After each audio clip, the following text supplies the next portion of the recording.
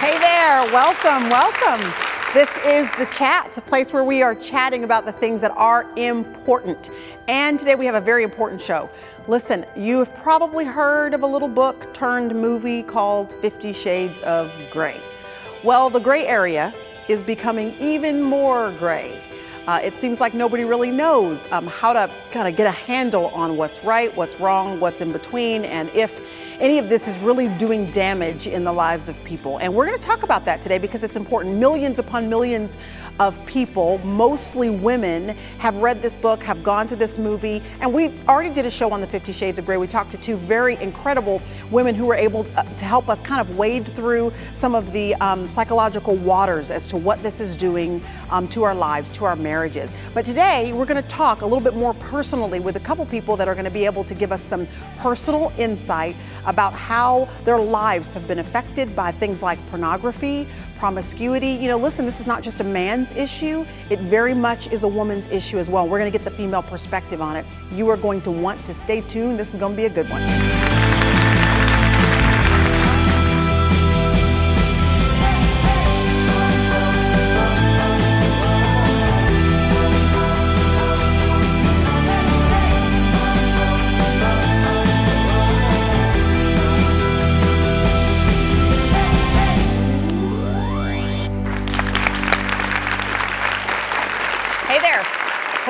A chair.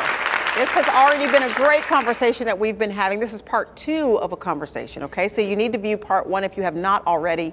We've been talking about an issue, something that really is an issue for women that we really don't talk about much, and that's pornography, promiscuity, our culture, how we're going to be able to be pure as women.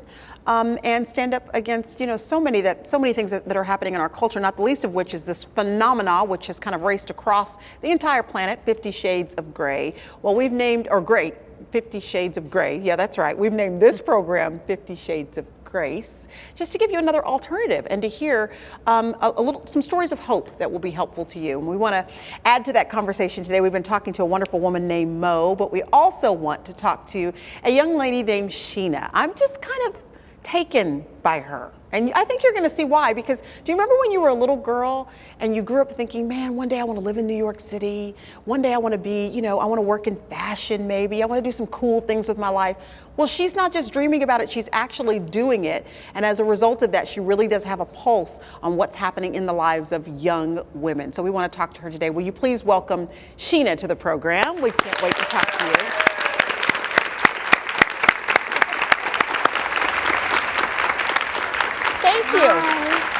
Thank you for being here. I'm so glad you're here. Mo. So glad to be here. Yes. Should we talk about how impressed we are with her pants? It's the pants, it's the blazer, it's the hair above all else. Yeah, you're looking all Teen Vogue. Is there a reason why you look Teen Vogue? I wanted to impress you. Yeah, right. I thought it was going to be Battle of the Curls.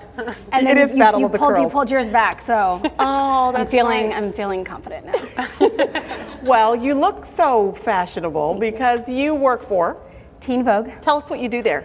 I am integrated marketing director at TEEN Vogue, which is kind of a fancy way to say that we are the puzzle piece between the ad side and the editorial side. And it's a lot of creativity. It's really fast paced. We're building campaigns all the time, long hours, but really incredible work. And you have a pulse on what's happening with young women because that's your audience. That's who you're kind of making sure the magazine reads well toward. Yes. Okay, so we've been talking with Mo in part one of this conversation that we've been having about her personal struggle, but also culturally the struggle women really are having with purity.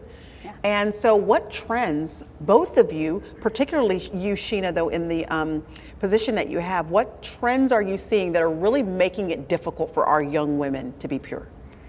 A big part of our job is knowing what's going on in pop culture at all times, and seeing that, you know, not just in the magazine and print, but seeing, you know, social conversations with social media. And there's really an overwhelming pressure for girls to define themselves and define yourself without boundaries. So, you know, live life for today, get out there and, you know, see what's inside of you, discover that. And really, for young girls, the people who are seen to be, you know, the bold and the free are the ones who really push to the edge of the limits. And, you know, they're the ones who are really diving into things that are really risque and that that's getting all the media attention. So those are kind of the girls that and the people that women are looking up to now, that our young women are looking up to, and you know, it's something that it's really warring against kind of, you know, all the messages that we have. They're seeing these women who are on the outer edges, you know, pushing the limits as the ones who are bold and free, versus us women as Christians who are the ones who actually have the truth. We're the ones who are bold and free. And you, I mean, you're living a pretty exciting life. So you're living kind of bold and out loud and free. But what do you guys think is that dividing line, sort of that line that a young woman that's watching right now, she's trying to figure out, how do I live out loud and be that kind of woman that I so admire when I look in a magazine, except be able to do that in a way that's still honoring to my body and honoring to myself as a woman? What's that line that she should be looking for to let her know when she's sort of teetering over the edge? Yeah. I'll go first. I think what's interesting, I love how you use the word free, because I think that is kind of the anthem of these young women. If they want to be expressive and free and, you know, all of these things, but in no definition of freedom that I know does your personal freedom come at the cost of bondage to others.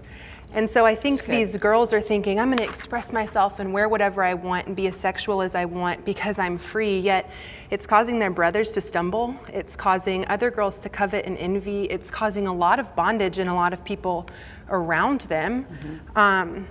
And I've just always found that the boldest leader, the most free individual, is the most faithful follower, follower of Christ. And I think there's amazing freedom in knowing that we were designed by a creator who's written us this tremendous love letter and telling us how to be at our best when we're nearest to him. To me, it's like, give that a run. Give it a shot, girls. You know, try that type of freedom. And see how that not only empowers you, but empowers the people around you too. Okay. So tell me, does TEEN Vogue, are you able to present a picture, an image of this bold, confident, fearless woman who is living out loud, and do that in a way that doesn't position her sexually? Do you think that your magazine does that well? Yeah, absolutely. Okay. I think, you know, there's definitely a fine line. Our readers are anywhere from, you know, teenagers in high school to mostly college age, and a lot are beyond. So from a perspective of like my actual work, I am in a safe space of, you know, not having to put together things that are over-sexualized or that are really drawing that line. I think, you know, regardless, when you look at the industry in general, the media industry, so much is permissible just in the work culture. And gray is getting grayer. Gray is getting grayer as far as work culture in that perspective. And so I think as a Christian, as a believer, it's my position to be the light there, because, you know, for most that I can, from what I can see from my coworkers and colleagues, you know, there are not a lot of believers at all. Is it hard? Is it hard to be in the middle of Manhattan working for a major magazine and be a believer? Do you have to swim upstream? It would be harder if I were not filled up on the Lord, and if I did not have such an intimate relationship with him myself. I think that's something that it's pertinent that you have to be filled up with him yourself. You have to have community around you and people who support you and people who understand. And when you've had a hard day, you know, when you do come up against something where it's rubbing against, you know, the area where you feel that Christ has had for you to walk within, the support of that community is absolutely necessary, so that you could step out and do whatever you need to do and face whatever you need to face. So it's not circumstantial. It's really, you know, that intimate time you have with the Lord and the people who are strengthening you and keeping you, you know, in check. Do you think, Mo, that there could have been an older woman in your life, if she would have said this, if she would have asked me this, if someone would have done this, I probably could have circumvented a lot of my journey. It could have been shortened and less impactful if somebody would have done. Yeah, it's or not, maybe not. Well, I had a mom who wholeheartedly, with everything in her, was trying to instill those strong values within me, who really did constantly shared those strong messages and prayed for me without ceasing. I think that, girls will take what their mother says with a grain of salt as comparative to if a friend or a peer were to say something. And I think possibly if there had been someone a bit nearer to my age who had let me know, you have purpose. Actually, God has unbelievable plans for you, and you're so valuable. Mm-hmm. You're worth so much. It's one thing to hear that from adults when you're a kid, because you think, you're supposed to tell me that, yeah. Keep it coming. You're old, you're 40. Yeah. But I don't know, if I had peers when I was a teenager who had the boldness to come up and shake some sense into me and say, hey, we're sisters in this. We've got a bold commissioning. Let's go be about God's business and break the mirrors that are just in front of us constantly. Let's focus on something else. I think that would have been amazing. I unfortunately didn't really have that type of bold community around me. Hence now why I do what I do of trying to get in with younger girls and get them to rise up together in community to say we are women and we are beautiful and we are powerful and strong and mighty in the Lord. We don't have to be, the greatest sexual tease to be a powerful female. I think it would have gone a long way.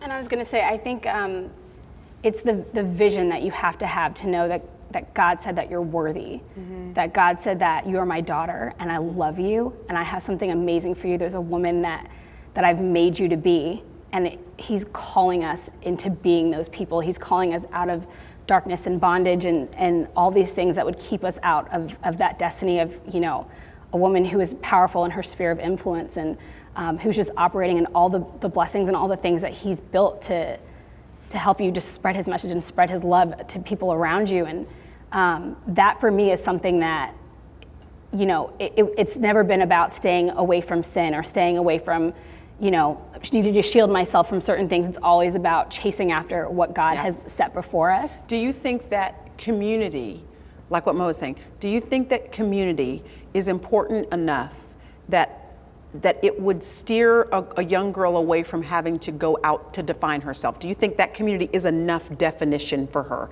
that she doesn't then need to seek it elsewhere? Yeah, absolutely. I think there's so much power in being able to look over to your peers and say, we share this in common, or she's like me and she's walking in freedom. She's like me and she's, not needing to run to these things. She's whole. Being able to look over and see someone who's like you, and being able to relate to that is such a powerful thing. For me in particular, that's what made celibacy real to me, because I wasn't saved until I was almost 23. And what are you now, like 24 and a half? I am She's so almost much younger 30. than Ford. She is almost 30. I'm 29 now, so I've been saved for just over 6 years, and that was one of the first things that changed, is that just walking in purity and walking in celibacy. And it's crazy because, I turned to my roommates and my friends who were there, and I was like, I feel so powerful. Like you feel powerful. You feel there's this amazing thing that happens when you step into who God has called you to be. And, without hearing that from people, without hearing someone next to your sister say, oh my goodness, there's so much power and amazing, life in this and walking in this way, that's what calls you to freedom. That's what gives you the boldness to step out.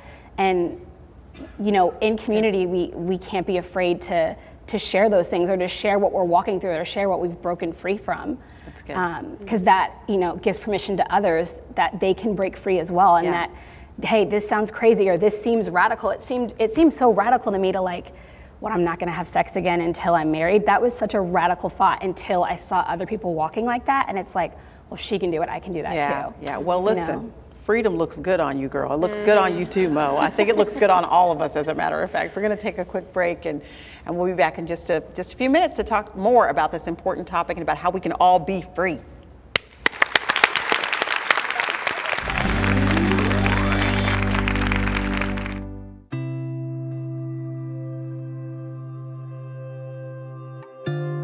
This is going to be an incredible experience where we all get to see what it's like to experience God's unfailing love.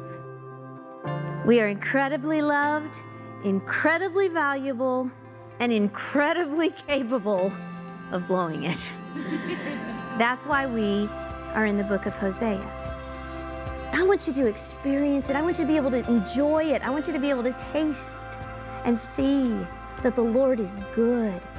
If you're lost, the message of Hosea is that God will find you. If you're ashamed, He'll cover you. If you've wandered off, He'll come get you. If you have given up on Him, He is not going to give up on you. If you have found yourself in chains and in slavery and you don't know how you got there, He will buy you back and give you freedom. That's the incredible scandal of God's love. He would do whatever it takes to restore us. That kind of unfailing love will change everything.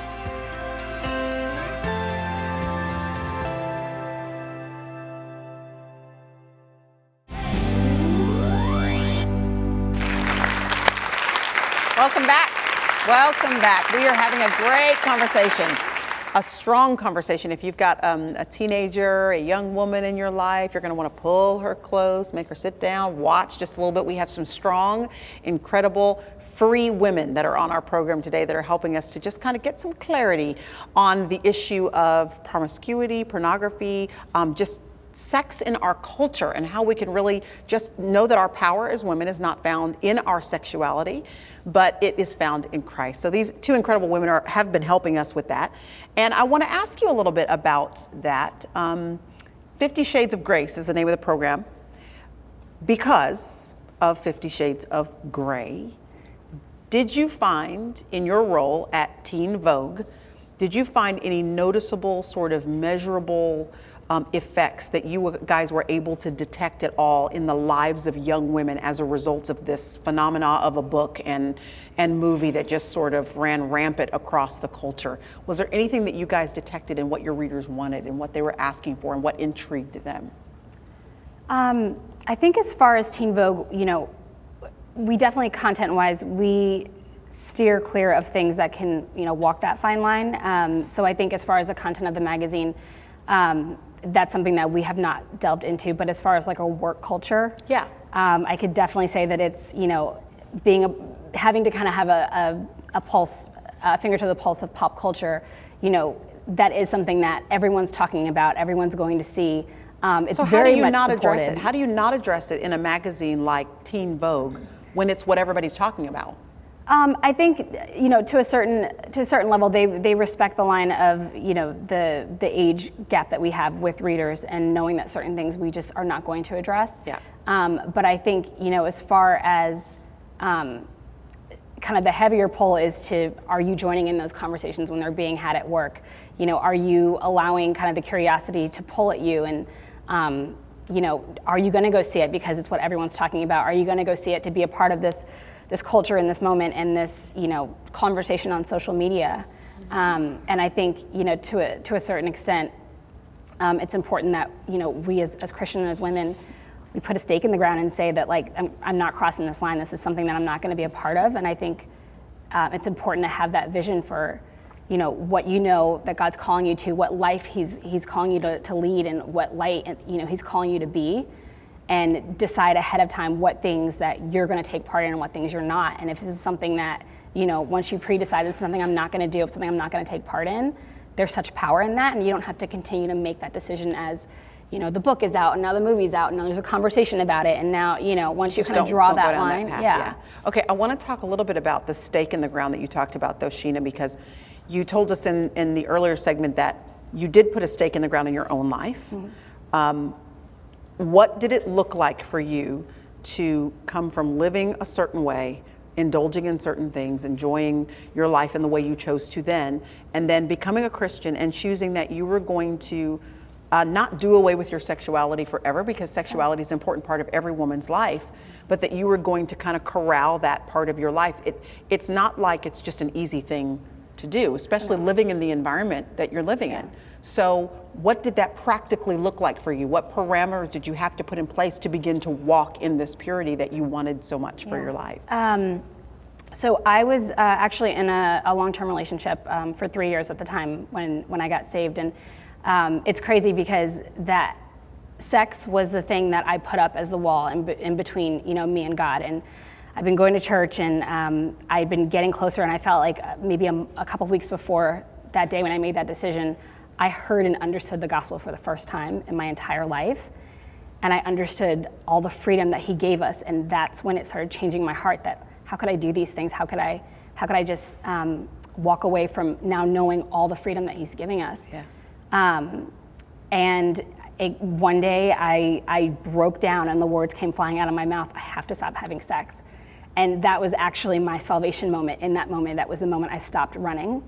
That was the moment I stopped fearing that I had to protect my relationship. I had to protect this guy that I thought was going to be my husband. He's obviously not. Wasn't. Did you lose him over this issue? Or were there a number of things? There were a number of things. The very next day I went to him and I said, I'm so sorry. I'm so sorry this affects you. I'm so sorry that I'm changing my part of the bargain in this deal. I'm so sorry that I'm the one changing, but I can't do this anymore. And Bravo, sis. And that's awesome. And I don't know what's going to happen to our relationship, and I don't know if you're still my husband. What was his response? His response was that he was supportive, and yet for like 24 hours. Yeah, and I had to be really clear with here's what we're going to do, here's what we're not going to do. Yeah. And quickly it became okay. Here's everything we're not going to do, because it's a slippery slope, and a gray area is you can't. So I made it very black and white, and God is faithful, because regardless, God was like, okay, well, he's not your husband. So he just went to work and moved everything out, and that relationship broke up quickly, and it's for the better. It's amazing, because he's not the person, I'm supposed to be with. And then after that relationship, did it become easier for you then, or did you still have to put parameters in place to make sure that you stayed? It became easier because the immediate threat is gone. And now it's, as I said, it's deciding ahead of time. I am not going to go past these levels. This is where I draw the line. I will not go down that path with someone. Yeah. And then that way, having a gray area, having an area where you're reasoning now, that's such a dangerous territory. Yeah. Keep it black and white. This is what I will do. This is what I will not do. This is how we'll honor God. And when it gets to a certain point, you shut it down. Yeah. And it doesn't happen. And I think that everybody needs to be aware of the courage that it takes to make that decision, especially when you're, like you were, in a relationship where things had already been experienced, and you're having to bravely go to a person and say, hey, I've made this decision, and this is what we're going to do, this is what we're not going to do. It takes courage, and it doesn't always pan out positively. Like, everybody's not going to applaud you and be okay, and the relationship's going to work out. It could be that you're going to lose this person that you care about very, very much, because they're not on this journey with you. But that is a choice that you made, and it doesn't look like you're suffering from that choice at all, my friend.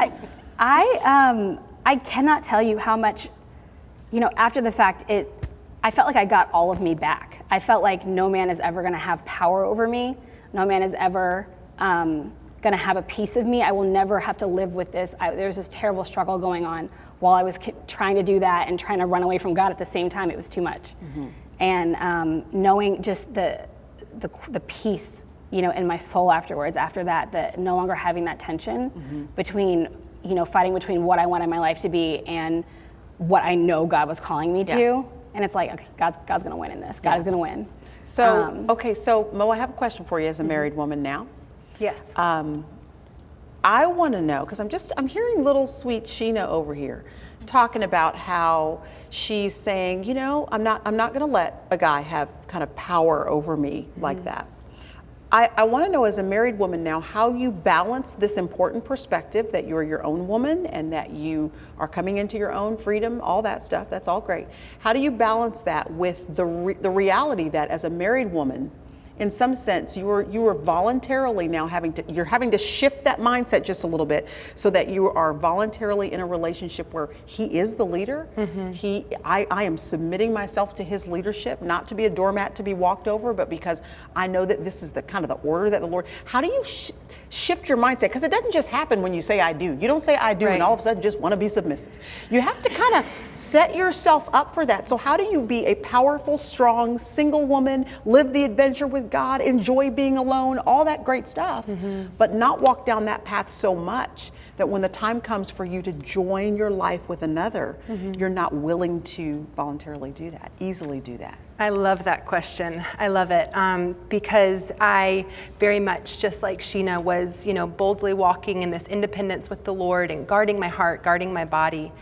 And it's interesting because I thought, well, sure, when we say I do, a switch will flip and I will, suddenly fully be able to give of myself. But the tears on my honeymoon sort of proved that theory wrong, because I realized all this bondage that existed that I didn't even know. I was, trying to be performance-based, and I had never let myself with other guys go all the way. So therefore, I had the bit of this barrier up in my own heart and body with my own husband to ever fully surrender every piece of me. And it just, we were a hot mess on that cruise. It was interesting. And he is the most gracious man and drew me in. Was the food good though? The food was so good, but that made it like a hotter mess, because some of it's a long story.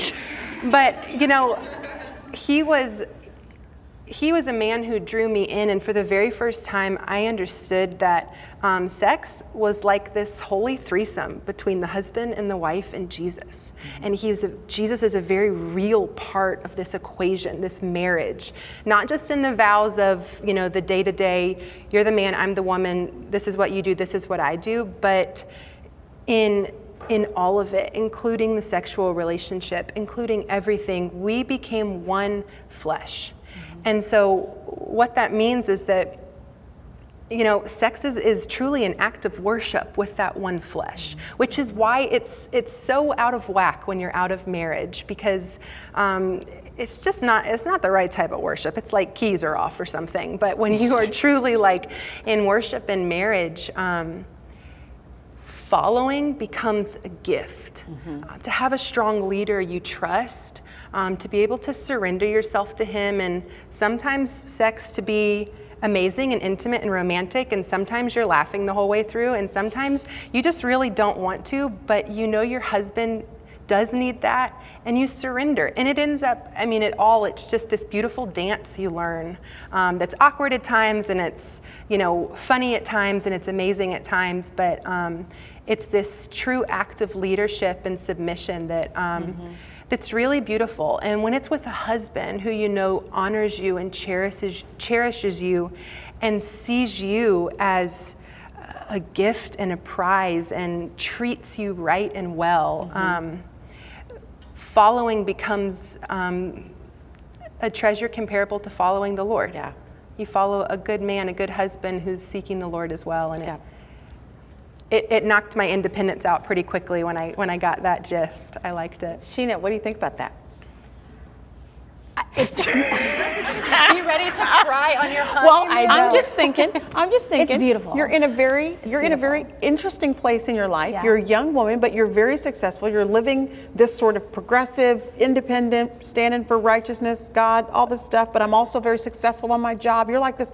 You're one of the kind of statistical images of women who want to be a statistical image. not a negative statistic, but statistical in the sense that you're one of these very successful, independent, doing it on her own kind of women. And I think in general, for women that are single and are doing it on their own, it can sometimes be hard to sort of meld that into a relationship. I haven't even asked you if marriage is something that you desire, but it is. So do you think that it's going to be hard for you to bring all of this success and independence and all that good stuff underneath the covering of a husband? No, because and first of all, I think it's beautiful. Yeah, it is. It's absolutely beautiful. Described it beautifully. Yeah. I absolutely hope that marriage is in my future. I hope that the Lord has a man for me. I pray for it all the time. We got cameras. I can put a call out right now. Say, who's watching? Just fluff it up, honey. Fluff it up. 555 1212. But I think independence is it's a very interesting concept when you're a believer, because I am absolutely submissive to the Lord. I am absolutely right. So you want dependent. what He wants. Oh, absolutely, yeah. And I'm absolutely not walking alone. I'm not just out there rigid and like power through it. I live with Yeah. my two best friends. I've got a community of women that we've been building over the years, and God has just blessed us with. And you go to a great Amazing. church, Liberty Church in New York. It's awesome. It's Yeah. amazing. And you know, there are checks and balances there. There are people that I've allowed to speak into my life. There are people whose lives that, you know, I speak into, and we lock arm in arm and we do life together. So good. And all things. And I think there's absolutely going to be a shift when that's, you know, when I'm one with a man. Yeah. Hopefully one day, an awesome man. 555. You know. 1 2 1 2. But I think, you know, it is planning and preparation and all things that, you know, I love that I live with two girls who you know, we see each other through thick and thin and through awful times and when we're our worst and our best and all of that. And so, you know, I absolutely cannot wait until one day, you know, for it to be marriage. But it's amazing to understand and to walk in freedom and wholeness as an individual and know that even if that's right. not something that's that God ever has in the cards for me, that I'm not waiting to be whole and to be one, or waiting for someone to validate me or to give me power in a certain, thank you. That's good. That Area. is awesome. That is awesome. This has been great. It has been great. And listen, freedom really does look good on these girls. It looks good on me. It can look good on you too, no matter what you're struggling with, whether it's this issue we've been talking about or it's something else that's just kind of got you shackled and feeling a little bit like you're not able to live fully and freely and without fear of consequences and regrets. Listen, you don't have to stand for that in your life. Not one more day. You can be the woman that God has called you to be, and you can start today. You don't even need to wait till tomorrow. Freedom can be yours today. And so I'm going to be praying to that end. I hope that you have enjoyed our program today, because we sure have enjoyed having this conversation. Please join us again next time.